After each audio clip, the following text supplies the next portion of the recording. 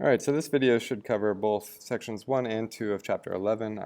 That's the starting of the age of imperialism, and this is a period of time from about 1815 to 1914 that really, you can think of it as an extension of the colonial period from the 1500s and 1600s, but the European powers are going to start colonizing and controlling different areas. So what is imperialism? Imperialism is a policy in which one country seeks to extend its authority by conquering other countries or by establishing economic and political dominance over other countries. In this case, we're going to be seeing European countries taking over places specifically in Africa and Asia, and then you'll have some new kind of colonial powers or imperial powers, the United States and Japan, that'll start taking over different territories as well. You can see in these cartoons on the bottom left, it's a British man standing over a picture of the continent of Africa, and on the right is Teddy Roosevelt, the President of the United States. You can see he's kind of taking over the Caribbean Sea and a lot of Latin America. So, different forms of imperialism. I would like you to copy this down, so please pause and go ahead and copy this down before you continue. There's about 4 different kinds of imperialism. You have a colony, a protectorate, a sphere of influence, and economic imperialism. A colony itself, you should know what this is when a country or a territory is governed internally by a foreign power. So you can think of the British colonies in the Americas before they turned into the United States. For the case of imperialism, Somaliland in East Africa was a French colony where they actually established a colony in East Africa. A protectorate, on the other hand, is a country or a territory with its own internal government, but the control of an outside power.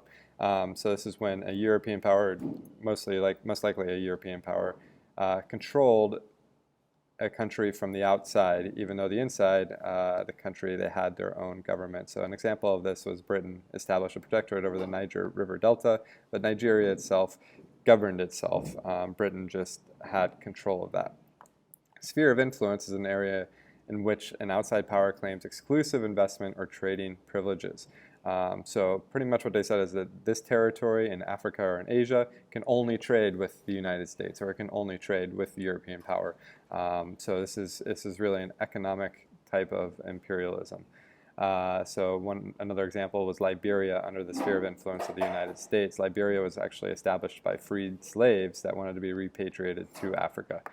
And then you had economic imperialism, where an independent but less developed country is controlled by private business interests rather than government. So this is an actual company that goes in and controls the government and decisions being made. An example of this was the Dole Fruit Company, which controlled pineapple trade in Hawaii, which was essentially its only economic source.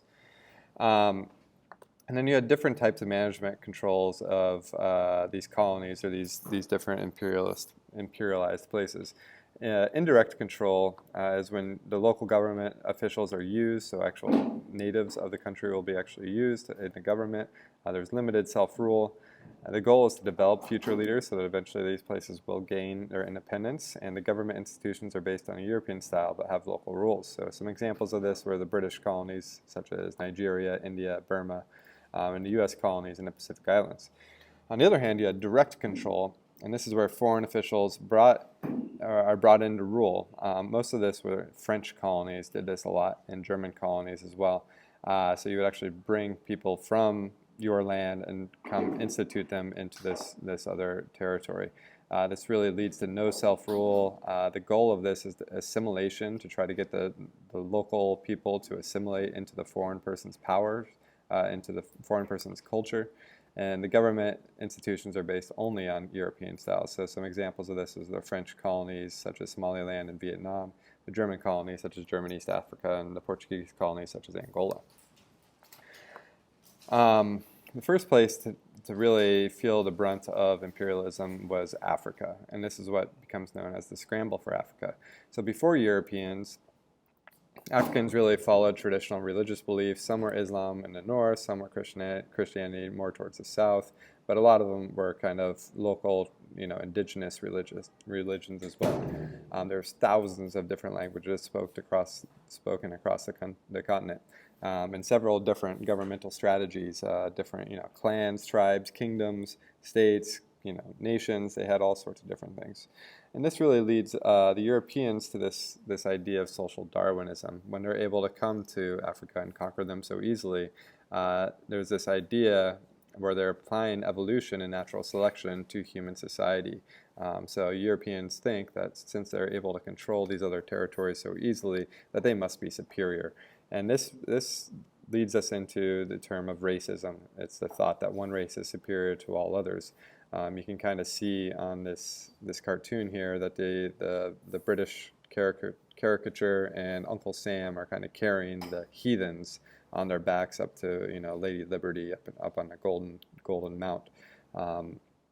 But this is a huge part of imperialism, is this belief that white people or Europeans are far superior to other people of different colors, different religions, different languages, etc. So during the scramble for Africa, there's an idea that the European powers are going to split up Africa between themselves. They're afraid that if they don't do this, that there's going to be some kind of fight that breaks out between them. So they get together in Berlin, and they actually divide Africa between the European powers. All they had to do was to prove that they could control an area of Africa, and they could have that as a colony. There's really no consideration whatsoever of any existing ethnic or linguistic groups. The Africans were not consulted about this at all, and the Europeans pretty much just carved up Africa to its liking. They thought that Africans would be buying goods from the Industrial Revolution, but really what ended up happening is that Europeans really needed more raw materials than anything, especially more than markets for their goods. So you can see how they divided up Africa into these different territories. England and France really came away with the most territory, with England going from north to south, and France really getting most of Western Africa. So some effects of the scramble for Africa. There were some positive effects, but probably more negative effects in the long run. The positive effects, that did reduce some local warfare between local tribes.